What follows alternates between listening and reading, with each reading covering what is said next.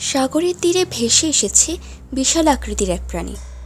একেবারে ডাঙায় অবস্থান নিয়েছে ওই প্রাণী। তবে ওই প্রাণীর দেহে প্রাণ নেই।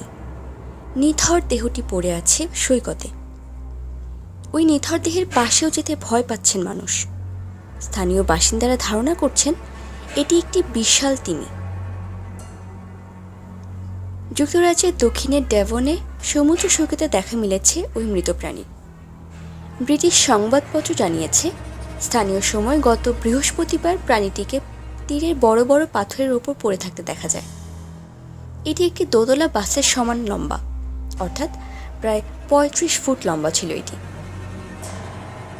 হার্টল্যান্ড কোয়েই নামে একটি হোটেলের সামনে পড়ে আছে ওই প্রাণী। হোটেলের ব্যবস্থাপক সারা স্ট্যাফোর্ড জানিয়েছেন, বিষয়টি সরকারকে জানানো হয়েছে। মানুষকে মৃত ওই প্রাণীর কাছে যেতে নিষেধ করেছে স্থানীয় কর্তৃপক্ষ। ওই দেহ থেকে বিভিন্ন রোগ জীবাণু ছড়াতে পারে বলে আশঙ্কা তাদের। সাগরে উদ্ধারকর্মী হিসেবে কাজ করেন চেরিল ফান ডায়েরডন।